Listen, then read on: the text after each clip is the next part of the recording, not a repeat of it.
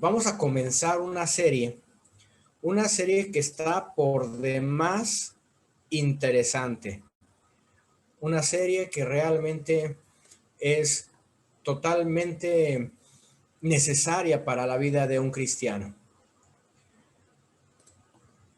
Vamos a empezar la serie que se titula Conociendo la Biblia.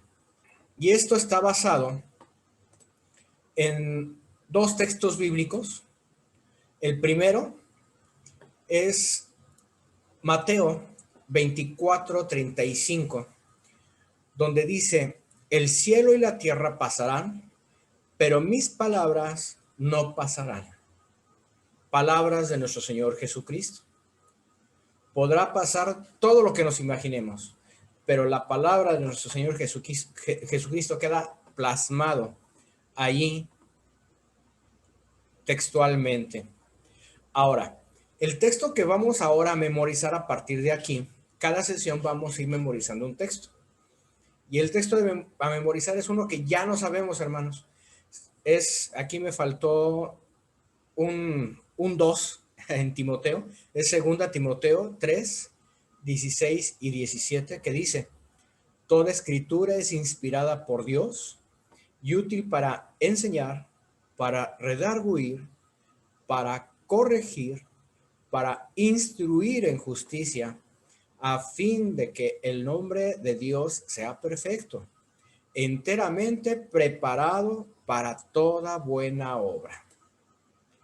Hermanos, créanme que este taller que vamos a empezar no va a ser otra cosa más que conocer lo que es precisamente la Biblia. Un libro que sobrepasa en lo especial a toda la historia de la humanidad. Y obviamente esto es dentro de la que es la historia universal. La Biblia es considerado por mucho un ejemplar especial y es el instrumento de Dios que ha usado para revelarse ante la humanidad, pretendiendo y deseando a la vez tener una relación íntima con el ser humano. Esta es la forma en cómo el Padre sale al encuentro de sus hijos para estar con ellos como nuestro sustentador. Ahora, ¿por qué es importante que nosotros conozcamos este preciado libro? Miren, este preciado libro tiene las siguientes características. Una, este libro no hubo un editor. Todo libro que ustedes conozcan están obligados a tener un editor. Y este es el único libro que no lo tiene. Dos, no hubo una casa editora que asesorara a los autores. Miren, y aquí no me puede dejar mentir el hermano Saúl, que él ya tuvo la experiencia, tiene la experiencia de exponernos un ejemplar de libro como su autoría.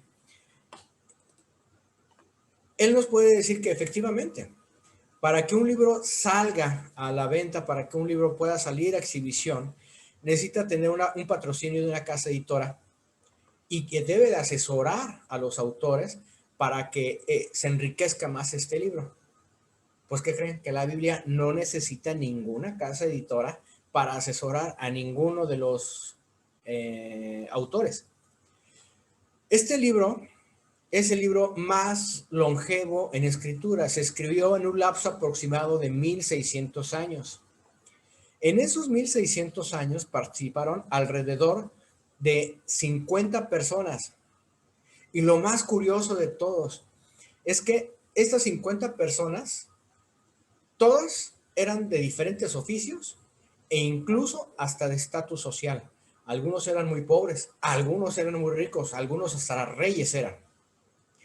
Se escribió en 3 idiomas: en el hebreo, en el arameo y en el griego. Dentro de su contenido aparecen por lo menos 2.930 personajes. Terminada su compilación, contiene 1.189 capítulos y alrededor de 31.173 versículos. Contiene cientos de miles de palabras y más de 3 millones de letras. Contiene temas literarios como prosa, poesía, romance, misterio, poesía, ciencia e historia. ¿Y qué obtenemos como producto final de todas estas características? Nada menos que la Biblia. Eso es lo que nosotros tenemos como producto final. Ahora, ¿por qué se le llama Biblia?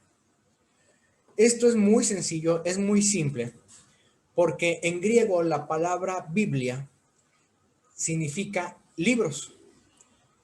Y esta misma palabra se usa como prefijo para muchas más palabras. Una de ellas, vamos a ejemplificar una de ellas. Por ejemplo, la palabra biblioteca. Viene del prefijo biblio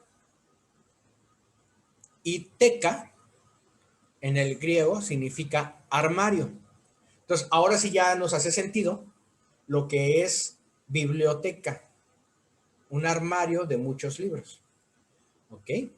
Bien, ahora, la Biblia tiene un propósito. No nada más se realizó para entretener al hombre. Va mucho más allá de eso. ¿Cuál es ese propósito? Una, que el ser humano reconozca que son libros inspirados por Dios, que mediante la Biblia Dios se revela al hombre, que mediante la Biblia Dios sale al encuentro de quien lo busca. En esta Biblia se encuentra la historia, pero aparte también nos dice cómo podemos ser salvos. Además, también la Biblia alimenta y fortalece a la iglesia de Cristo. Esta Biblia tiene un principio y un final. El libro del comienzo, todos sabemos, se llama Génesis. Y en este libro se manifiesta el amor de Dios con la creación. Pero también, infortunadamente, también comienza con la perversión humana mediante la entrada del pecado a la humanidad. Y que a pesar de eso, nuevamente Dios manifiesta su amor al comenzar el plan de salvación para la humanidad. Y este libro termina con el libro de Apocalipsis, que significa revelación, que es el triunfo final de nuestro Señor Jesucristo. Con esto creo que ya está por demás interesante cómo se está viendo la Biblia. Ahora, a la Biblia la podemos conocer por varios nombres. Uno de ellos lo conocemos como Palabra de Dios. También la conocemos como libros sagrados. También la conocemos como los libros santos. Conocemos como la Escritura. También como las Sagradas Escrituras. Como los libros inspirados. Y en esta última me voy a detener un poquito porque la conocemos también como la palabra. Pero ¿por qué me quiero detener aquí un poquito? Porque vamos a leer lo que dice Juan 1.1 en la versión Reina Valera 1960, donde dice, en el principio era el verbo, y el verbo era con Dios, y el verbo era Dios. Ahora, este mismo versículo o este mismo pasaje, pero en la versión Dios habla hoy, fíjense bien lo que dice. En el principio ya existía la palabra Y aquel que es la palabra estaba con Dios y era Dios. Vimos aquí dos versiones que son la Reina Valera y Dios habla hoy. Y en estas dos versiones, en una dice el verbo y en otra la palabra. Pero fíjense, en apariencia dice, no, es que está traducido diferente. No, lo que pasa es que en el griego se utiliza la palabra logos. Y logos significa verbo, razón o palabra. También podríamos haber dicho, y en el principio era la razón, y la razón era con Dios, y la razón era Dios. ¿Sí me doy a entender? Entonces, con esto, si en el griego logos también significa palabra, y nos expresamos de la Biblia como la palabra, ¿qué cree? Le tengo una noticia. Pues que la palabra, o es decir, la Biblia, es cristocéntrica. ¿Qué quiere decir esto? Quiere decir que el tema principal de este libro es Cristo. Aunque algunos podrían decir que en el libro de Esther y Cantares no aparece la palabra Dios. Sin embargo, Cristo está intrínseco en todo el mensaje bíblico. Ahora, esa es una razón por la que a la Biblia, al libro, ¿sí?, se le conoce como la palabra, porque es cristocéntrica. Y otra razón es la Biblia es un símbolo. La Biblia es un símbolo de Cristo. ¿Qué quiere decir? Que si usamos el término la palabra al referirnos a la Biblia, simboliza que de manera material Dios, Cristo, está con nosotros y que mediante este ejemplar siempre nos va a estar guiando en nuestra vida diaria, sea cual fuera nuestra ocupación. Miren, algunas personas tienen infortunadamente tienden a exagerar esta comparación. Insisto, la Biblia, el libro así como tal, el libro palpable, simboliza a Cristo. Sin embargo, hay personas y las personas que pues vienen de la iglesia tradicional tienen la costumbre incluso de besar a la Biblia. ¿Por qué? Porque creen que con besar a la Biblia están besando a Cristo. No caigamos en ese error. Es nada más un símbolo de que Cristo está con nosotros. Y que por eso es que el deseo de Dios es que leamos su palabra, porque al simbolizar la Biblia a Cristo, es la forma en cómo nos relacionamos con Él. Es la forma en cómo intimamos con Él. Y es la forma en cómo lo conocemos. Entonces, en el sentido bíblico, Dios siempre nos estará acompañando cuando estemos analizando la Biblia.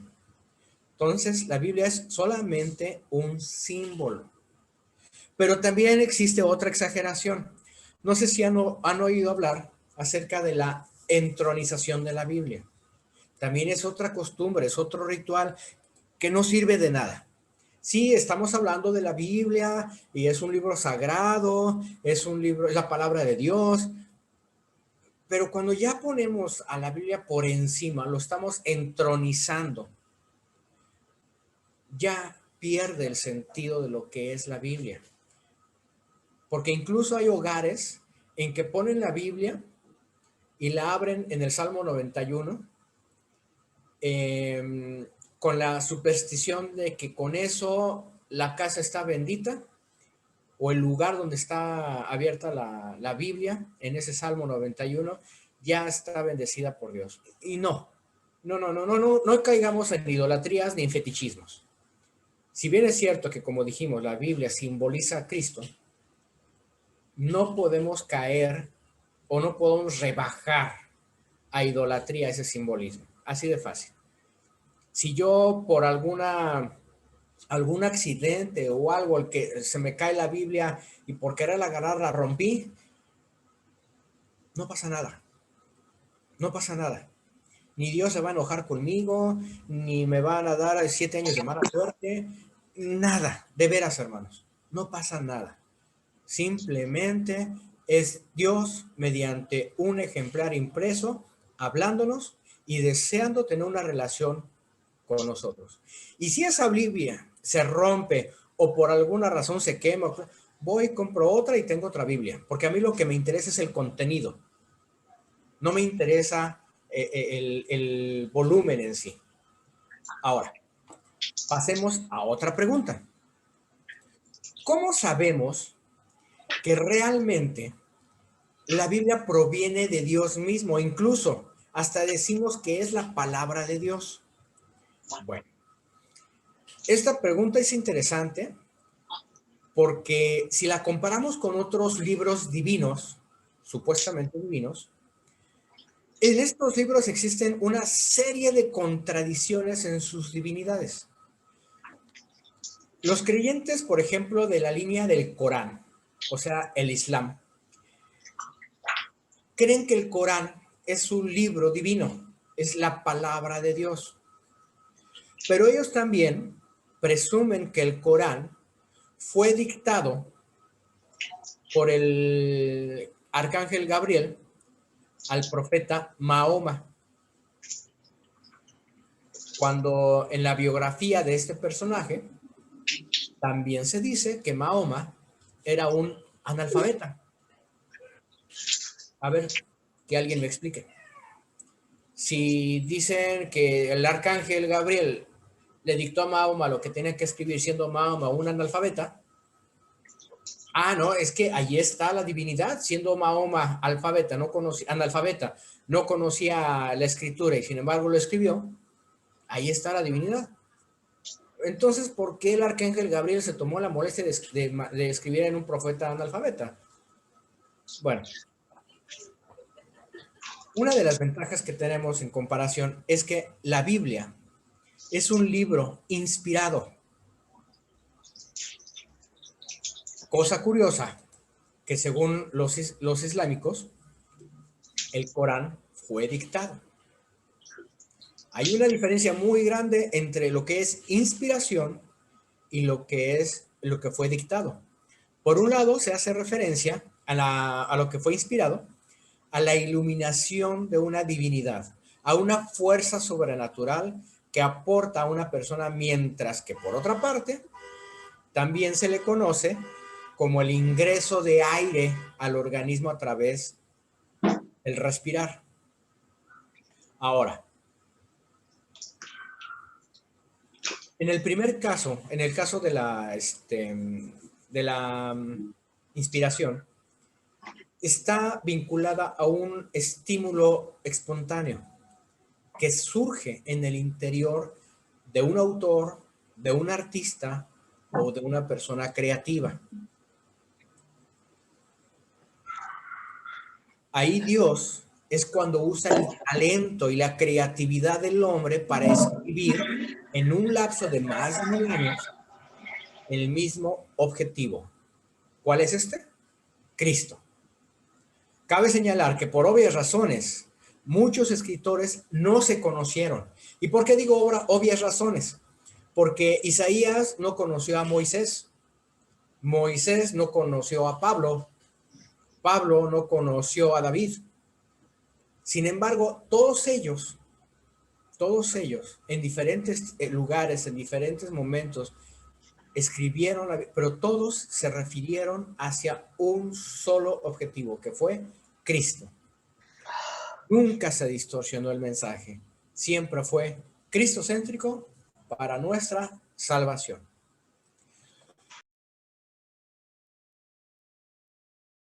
Otro libro que supuestamente es divino. ¿Cuál es este? Es el libro del Mormón, que también es considerado como el otro testamento de Cristo. Se presume que un ángel de nombre Moroni se le apareció a un hombre de nombre Joseph Smith, y este ángel le comentó a Smith que desenterrara unas tablas ocultas, que él había sido designado por Dios para sacar a la luz a la humanidad esos libros sagrados. Pero miren, hermanos, créanme, yo afortunadamente tengo el libro Mormón y soy testigo de ahorita lo que les voy a decir. Hay una serie de contradicciones tan marcadas en comparación con la Biblia. Miren, el libro de Mormón enseña que los niños pequeños no son capaces de tener pecado porque no tienen una naturaleza pecaminosa. Y esto se encuentra en el libro de Mormón, en el libro de Moroni 8:8. En contraste con la Biblia, ¿qué dice la Biblia al respecto? Dice en Salmos 51:5 que tenemos una naturaleza pecaminosa desde el nacimiento. He aquí, en maldad he sido formado y en pecado me concibió mi madre. Obviamente esto no quiere decir que los niños que mueren ya son seres perdidos. Eso es otro tema que no vamos a tocar aquí. Sin embargo, la Biblia dice muy claramente que nosotros ya nacemos con nuestra naturaleza pecaminosa.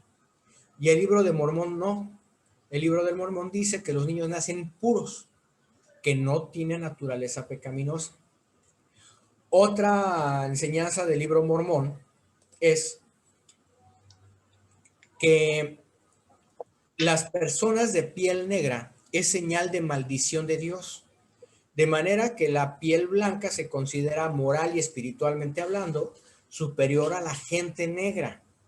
Y esto se encuentra en segunda de Nefi 5:21.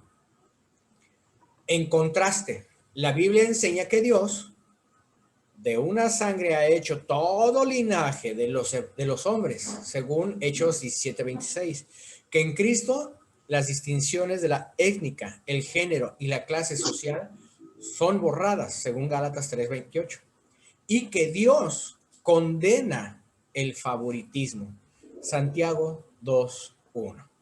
Bueno, son uno de los ejemplos.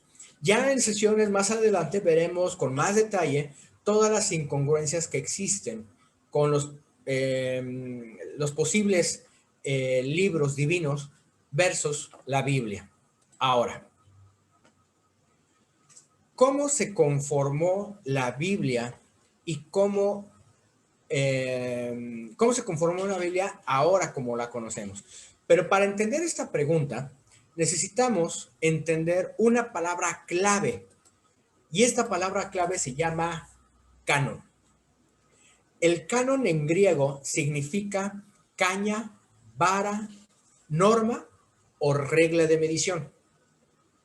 Si aplicamos esta palabra al tema que estamos viendo, quiere decir que el canon o la norma bíblica es el listado de libros inspirados por Dios que forman las escrituras. Es decir, existen ciertos criterios, ciertos estatutos, ciertas normas que los libros que ahorita conocemos que componen la Biblia cumplen con toda esa serie de requisitos para que pueda ser las Sagradas Escrituras. El primer canon que hubo se hizo en Alejandría de Egipto por un hombre que se llamó Ptolomeo II Filadelfo. Este hombre vivió más de 200 años antes de Cristo y solicitó al sumo sacerdote Eleazar de Jerusalén la presencia de 72 sabios judíos, es decir, seis hombres por cada tribu de Israel. Recordemos que eran 12 tribus, con el fin de traducir la Torá. La Torá quiere decir que es el Antiguo Testamento en el hebreo, o la ley hebrea. Todo eso, traducirlo al griego. Y este señor, Ptolomeo II, lo hizo para adornar su biblioteca de Alejandría. Sin embargo, eso fue muy benéfico. ¿Por qué? Porque con toda la influencia que estaba ya teniendo Grecia y posteriormente Roma sobre el mundo, la traducción de la Torá al griego benefició para seguir estudiando la Biblia a las siguientes generaciones, al grado tal de que ya en los tiempos de Jesús el hebreo prácticamente ya no se hablaba más el arameo, pero el hebreo ya prácticamente se estaba extinguiendo. Entonces, la traducción del Antiguo Testamento al griego fue un avance bastante bueno para esos tiempos. Y esa traducción se le conoce como la traducción Septuaginta. Ahora, posteriormente, hubo un concilio, que es el Concilio de Trento. Se celebró en 1546, donde se llegó a la conclusión de depurar toda la serie de libros que tenía la Septuaginta y se redujeron a 46 libros para el Antiguo Testamento. Hubo libros que se eliminaron de este canon. Por ejemplo, hay un libro que se llama Didaje y hay un libro que se llama Pastor de Hermas y hay otro que es Enoch, entre otros más. Todos esos libros fueron descartados y se quedaron con 46 libros en el Antiguo Testamento, que es lo que la Iglesia Católica hasta nuestros días sigue reconociendo. Posteriormente, cuando hubo la Reforma Protestante, analizó nuevamente ese canon. Y estos cristianos se dieron cuenta que en el Nuevo Testamento existían libros que los mismos judíos conservadores no reconocían de su mismo canon. Esto es un dato muy importante, hermanos, porque ¿quién mejor que la cultura judía para reconocer cuáles son los libros del canon del Tanaj? El Tanaj es el Antiguo Testamento para los judíos y de ahí se volvieron a eliminar otros libros. Y en esta otra, en otra sesión los vamos a ver más detenidamente, porque la Iglesia Protestante a esos libros le llama libros apócrifos y la Biblia Católica le llama libros deuterocanónicos. No vamos a entrar ahorita en profundidad, ahorita vamos a recordar que es una introducción, posteriormente ya en una sesión vamos a ver este tipo de libros, por qué la Iglesia Católica los defiende y por qué la Iglesia Protestante no los defiende. Sin embargo, aquí sí es importante que nosotros tengamos en mente que hubo varias depuraciones para entonces ahora sí tener el canon que nos rige hoy. Lamentablemente, la Iglesia Católica sigue teniendo sus 46 libros en el Antiguo Testamento y la Iglesia Protestante solamente tiene 39. Vamos a ver eso ahora, cómo se componen los libros de la Iglesia Protestante. En el Antiguo Testamento tenemos las escrituras hebreo-arameas. Ahí están los libros del Antiguo Testamento: Génesis, Éxodo, Levítico, Número, Deuteronomio, Josué, Jueces, Ruth, etc. Hasta Malaquías, con su respectiva abreviatura. Esto es bien importante que tengamos, en cuenta las abreviaturas, porque conforme nosotros seamos estudiosos de la Biblia, créanme que las vamos a estar usando. No es pecado si no las usan, hermanos. No, es simplemente, es una forma práctica de poder hacer citas bíblicas. Y aquí están las abreviaturas. tanto del Antiguo Testamento como del Nuevo Testamento, las escrituras hebreo-arameas y las escrituras griegas. En el Antiguo Testamento hubo dos idiomas que rigieron, el hebreo y el arameo, y en el Nuevo Testamento es meramente griego. Pero qué difícil era antes estudiar la Biblia. ¿Por qué? Porque era un libro de corrido. Ahorita vamos a ver un ejemplo cómo se leía antes la Biblia. Pero hubo una persona que hizo una nomenclatura para poder hacer más localizable esos libros, ¿sí? Esta nomenclatura, por medio de implementación de coordenadas, una codificación por coordenadas, el teólogo y cardenal católico Stephen Langton, del siglo XIV, fue quien se le ocurrió ponerle numeritos a la Biblia. Y de esa manera es más fácil localizar citas bíblicas. Pero existe una desventaja, mis hermanos. ¿Cuál es esa desventaja? Que con estas nomenclatura seccionada, muchas veces caemos en el error de descontextualizar las citas bíblicas y se pierde el sentido del tema. Y por ende, los temas los vemos forzados para aplicar cierto texto. Miren, les voy a poner un ejemplo. Vamos a leer lo que dice Proverbios 6:2. Dice, te has enlazado con las palabras de tu boca y has quedado preso en los dichos de tus labios. Este texto es fundamental o es pilar para aquellos cristianos que se dan el lujo de decir, sí, con esto podemos decretar, con esto podemos declarar. Aquí lo dice en la Biblia, dice, te has enlazado con las palabras de tu boca. O sea que tu boca es tan poderosa que puedes enlazar. Es decir, que si yo ahorita digo, ay, me siento un poco mal, creo que me voy a enfermar, cancélalo en el nombre de Cristo, porque si no te vas a enlazar con las palabras de tu boca.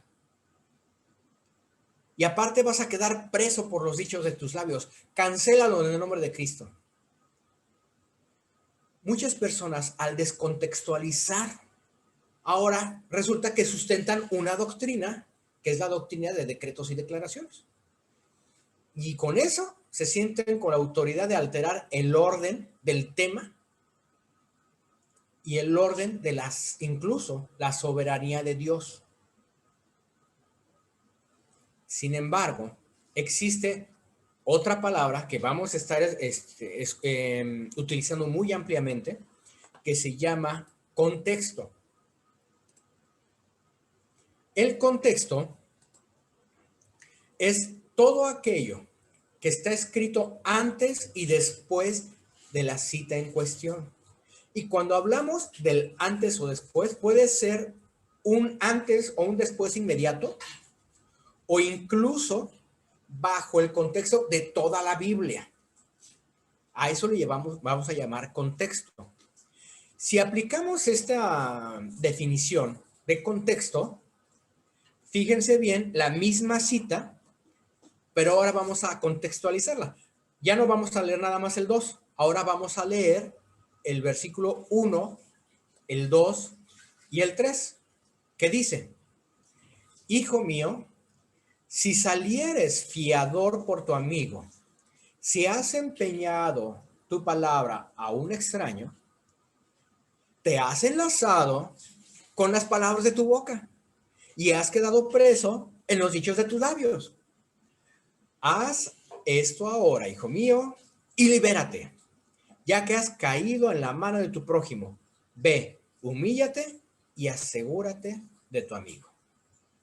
En pocas palabras, ¿qué está hablando aquí? Que no seamos fiadores. Lo que pasa es que antes no había pagarés que firmar, no había contratos que firmar, no habían papelitos. Antes la palabra era tan poderosa que se hacía valer la palabra. Y aquí dice muy certeramente el versículo 1. Hijo mío, si salieres fiador por tu amigo y has empeñado tu palabra a un extraño, entonces por haber hecho eso, ya empeñaste tu palabra y ahora tienes que cumplir por las palabras de tu boca. Y has quedado preso de los dichos de tus labios. Nada que ver con decretos y declaraciones. Con este ejemplo vemos que realmente tenemos que saber utilizar bien la nomenclatura de numeritos que se impuso, o que se implementó, más bien dicho. Esto es, la implementación de esta nomenclatura fue para ayudarnos a estudiar la Biblia, más no a descontextualizarla. Miren, aquí les tengo un ejemplo de cómo se leía antes la Biblia. Ahí tenemos el libro de Génesis. Si ustedes saben en qué parte Dios secó la tierra y las unió en aguas y llamó mares, como que está un poquito complicado leerla así, ¿verdad? Por eso es que se hizo la nomenclatura de numeritos, que ahorita lo vamos a ver, para poder así, de esta manera, ubicar más fácilmente los textos citados en la palabra de Dios. A partir de aquí, lo que vamos a explicar, seguramente muchas personas ya conocen algo de lo que vamos a hablar, otras tal vez no. Vamos a tenernos paciencia, mis hermanos. ¿Sí? Porque los que ya conocemos, a lo mejor hasta pudiera sonarnos como que, ay, hermano, eso ya lo vi, diga algo nuevo. Vamos a recordar que estamos viendo la palabra de Dios y cómo se está formando y hasta dónde ha llegado. Bien, cuando se hizo la nomenclatura, ya se hizo como la conocemos actualmente. Actualmente, el número grande lo conocemos como capítulo. La porción que tenemos aquí, la palabra Génesis, está dando a entender que es el libro el que se está tratando. Y los números chicos son los versículos. Entonces, cuando nosotros decimos Génesis, libro de Génesis 1, versículo 10, entonces ya sabemos cómo ubicarlos. Vamos a leer el libro de Génesis 1:6. Génesis, el libro de Génesis, capítulo 1, versículo 6. Entonces, ahora sí ya lo podemos ubicar más fácilmente. Por eso es que se hizo esa nomenclatura. Y créanme, ayuda bastante. Y tenemos que tener cuidado.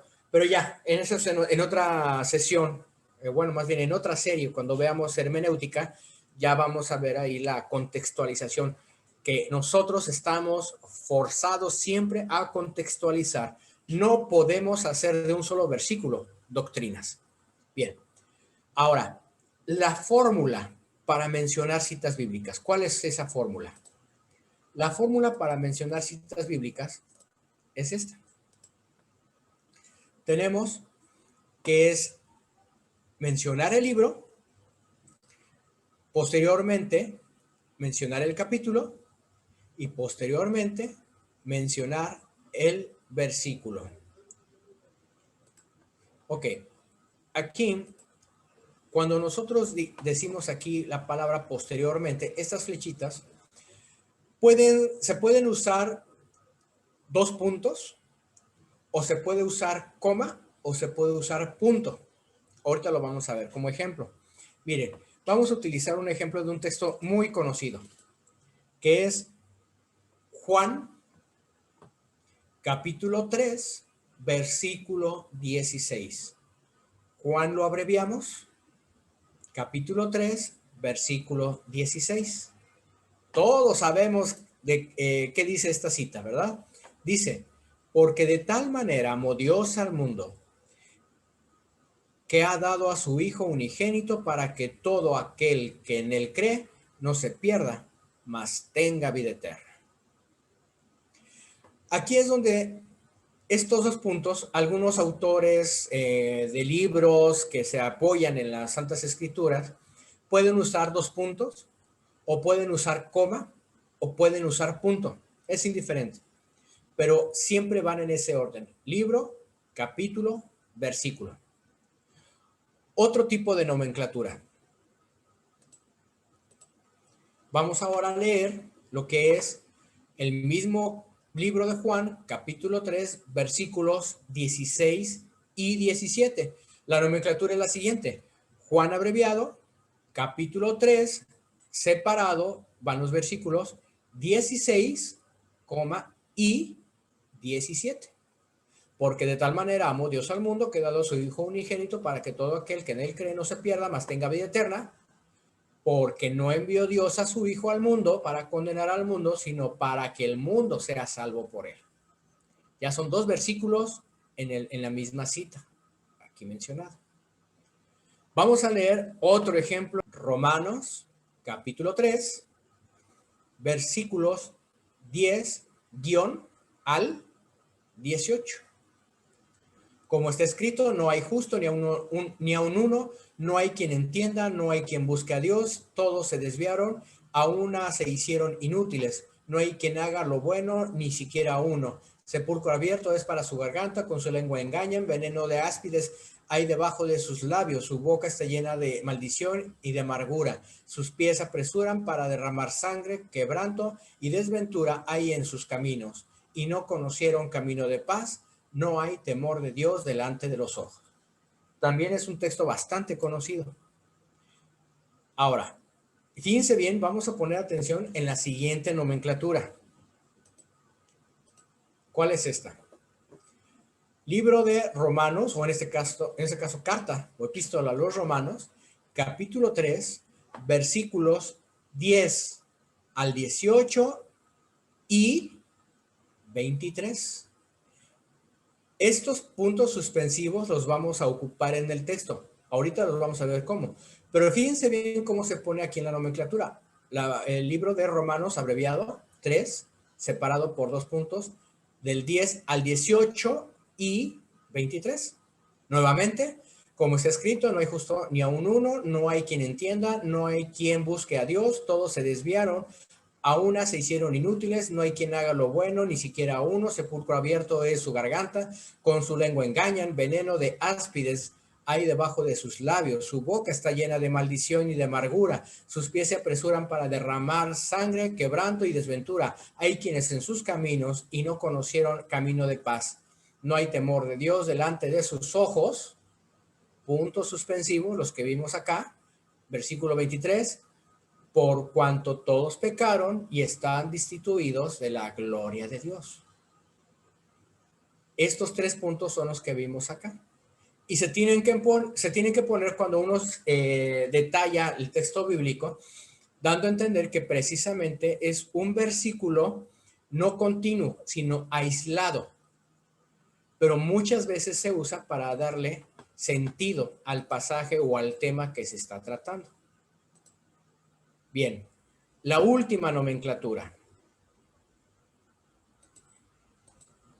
Romanos 3, 10, SS. Quiere decir que es la epístola a los Romanos, capítulo 3, versículo 10, y las siglas SS, si quiere decir que el lector va a empezar a leer Romanos 3:10 en adelante hasta que el lector considere necesario. Eso es lo que significa la SS. Ahora, ¿cómo están agrupados los libros? Esta es una agrupación muy bonita, mis hermanos. Es algo realmente donde vemos lo que es el poder literario de la palabra de Dios, de la Biblia. Los primeros 5 libros los conocemos como el Pentateuco: Génesis, Éxodo, Levítico, Números y Deuteronomio. El Pentateuco es la ley que Moisés le dio al pueblo de Israel. Posteriormente siguen 12 libros históricos: Josué, Jueces, Ruth, Primera de Samuel, Segunda de Samuel, Primera de Reyes, Segunda de Reyes, Primera de Crónicas, Segunda de Crónicas.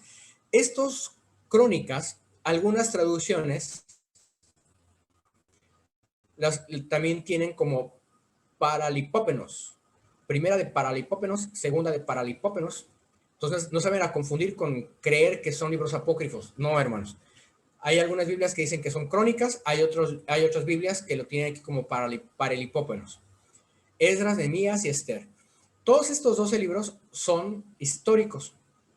Posteriormente, vemos lo que son los libros poéticos y sapiensales, que son 5. Job, Salmos, Proverbios, Eclesiastés y Cantar de los Cantares. ¿A dónde se fue? Posteriormente, ¿Puede quedar así hoy, vemos ¿Puede quedar así hoy mañana? de los profetas mayores. Isaías, Jeremías, Lamentaciones de Jeremías, o nada más Lamentaciones, lo cual está bien, no hay problema. Ezequiel y Daniel. Son los 5 profetas mayores. Posteriormente vemos los 12 profetas menores, los chiquititos, los que siempre nos cuestan mucho trabajo localizar. Oseas, Joel, Amós, Abdías, Jonás, Miqueas, Nahum, Habacuc, Sofonías, Ageo, Zacarías y Malaquías. ¿Cuántos libros son en total? 39. Estos libros son los libros más pequeñitos, incluso hasta de un solo capítulo. ¿Sí? Bien, de estos 39 libros se compone el Antiguo Testamento, o el Tanaj, como lo refieren los judíos. Ahora, el Nuevo Testamento, ¿cómo está agrupado el Nuevo Testamento? El Nuevo Testamento tiene una agrupación de 4 evangelios: Mateo, Marcos, Lucas, Juan. Un libro histórico que es Hechos de los Apóstoles. Algunos estudiosos, eruditos de la palabra de Dios, dicen que el libro de Hechos de los Apóstoles debiera decir o debiera pertenecer a los libros de los evangelios, que sería el 5º evangelio.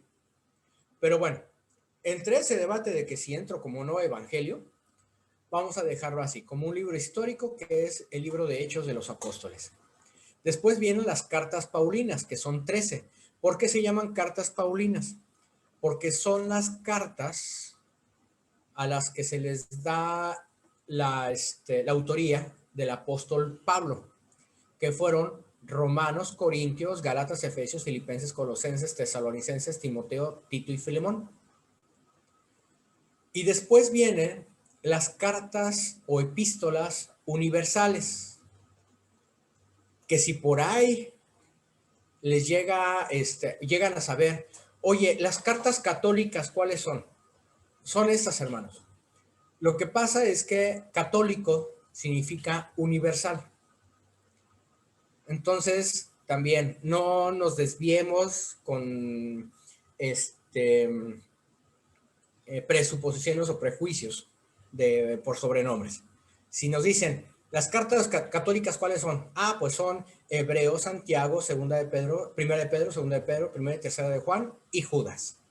Y tenemos un último libro que es un libro profético, que es el Apocalipsis.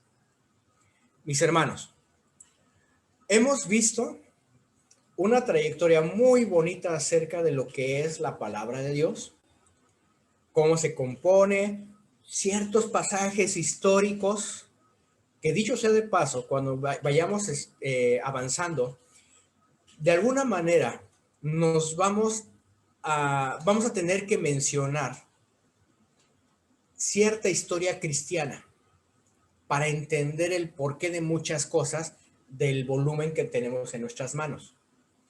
Vamos a ver historias. Vamos a ver tal vez historias de Juan Calvino. Vamos a ver tal vez historias de Martín Lutero, etc.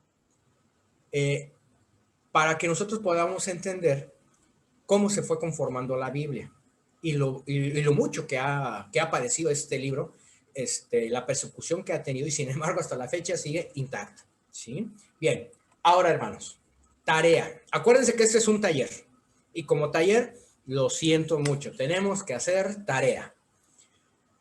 Terminando la sesión les voy a mandar al grupo de WhatsApp unas imágenes porque vamos a hacer algo con nuestra Biblia. La vamos a colorear.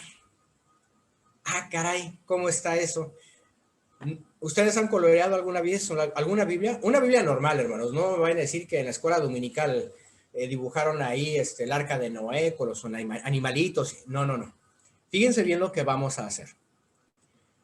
Por favor, van a comprar unos plumones. Yo estoy poniendo de ejemplo estos que tienen aquí, de su lado izquierdo. Y la Biblia que tienen, al canto la vamos a colorear. Pero ¿qué criterio vamos a utilizar para colorear? Ok, ese criterio que vamos a utilizar para colorear es este. Lo que conocemos como el Pentateuco, Génesis, Éxodo, Levítico, Números y Deuteronomio, lo vamos a colorear de color verde. Josué, Jueces, Ruth, Samuel, Reyes, Crónicas, Esdras, Nehemías, Esther, que son los libros históricos, los vamos a colorear de color naranja. Los libros poéticos y sapiensales, Job, Salmos, Proverbios, Eclesiastés y Cantares de color amarillo.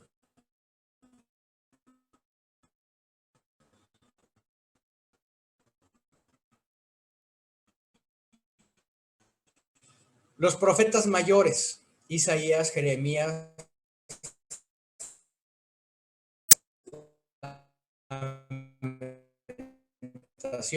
Ezequiel y Daniel, profetas menores, Habacuc, Sofonías, Ageo, Zacarías y Malaquías. Ahora, en el Nuevo Testamento, nuevamente en los colores. De color verde, vamos a poner Mateo, Marcos, Lucas, Juan.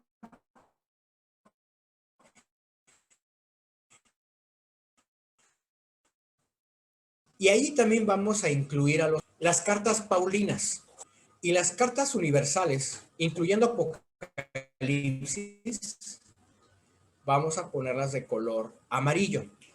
¿Cuál va a ser, cómo va a terminar esta coloración? Así, hermanos. El canto de la Biblia lo vamos a colorear. Nos va a ayudar mucho para localizar. No estamos familiarizados con la Biblia. Y sobre todo, lo que les había comentado, los profetas menores. Cuando diga el predicador en turno ahí en el púlpito, les invito a que abramos nuestra Biblia en Oseas 2:2. Y ahí estamos abriendo nuestra Biblia. ¿Sí? Abriendo nuestra Biblia y estamos haciéndole así para buscar Oseas. En cambio, cuando ya lo tenemos ya coloreado, nos vamos al color que refiere a los profetas menores y entonces ya nada más en ese colorcito buscamos el libro de Oseas. Es para agilizar un poquito y más o menos ya nos vamos familiarizando con la ubicación de los libros. Entonces, esa es la tarea que les dejo, mis hermanos. Vamos a colorear nuestra palabra, nuestra Biblia, de tal manera que nos va a ayudar para la localización pronta de las citas bíblicas. Porque incluso hasta en las cartas paulinas sucede. A ver, por favor, busquen en Tito. Y ahí estamos también lo mismo, buscando. Tito va antes. Ahí está también. No. Ya sabemos que las cartas paulinas están de un color naranja. Ok, entonces ya busco nada más dentro de color naranja y empiezo a buscar. Ah, ya aquí está Tito, ya lo encontré. ¿Sí? Para eso sirve. Las personas que ya están bien familiarizadas con la Biblia a lo mejor van a decir, no, Aaron, ese ya no lo necesito, ya estoy tan familiarizado que ya la ubico. Qué bueno. Pero créanme, a su servidor a mí me pasa mucho. De repente estoy buscando un libro, Esdras. Ay, aquí estoy Esdras. ¿Esdras va antes de Salmos o después de Proverbios? ¿Sí? Si a mí me pasa mucho, no dudo que también a ustedes les pase. Entonces, por eso se les invita a hacer esto. Y posteriormente, ya cuando nos vayamos familiarizando, vamos a ir encontrando más pronto la cita bíblica. No se sienta mal porque la estamos rayando y porque la estamos doblando. No, no, no, no. Son herramientas que nos ayudan para conocer este preciado libro. Dios no quiere que esto sea algo intocable. Dios quiere que se use de tal manera que hasta se desgaste. Y ya cuando ya está la pobre que se está resquebrajando de tanto uso, vamos, compramos otra y seguimos estudiando la Biblia. ¿Sí? Muy bien, mis hermanos, pues por eso es el ejemplar que les había comentado de tener esta Biblia para que podamos hacer uso sin remordimiento de conciencia de que es una Biblia cara o que es una Biblia consentida o es mi favorita. No, no, no. Esta traducción, que es una traducción económica, podemos seguirla manipulando. Y la vamos a seguir manipulando y haciendo anotaciones. Aquí no se hicieron anotaciones, más adelante la vamos a hacer. ¿Sí? Muy bien, mis hermanos, espero que les haya complacido esta introducción, porque realmente esta es la introducción y lo que nos espera. Hay muchas cosas muy bonitas todavía por las cuales esta palabra la tenemos que conocer, estamos obligados a conocerla. Un carpintero está obligado a conocer su serrucho y su martillo. No sepa para qué sirve una sierra.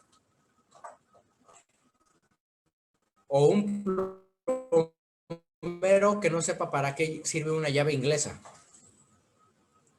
Que no sepa usar su verdadera espada. Ya después les vamos a decir por qué le decimos espada. Esta palabra la tenemos que saber usar porque es nuestra herramienta. Y porque ya habíamos visto que simbólicamente es Cristo.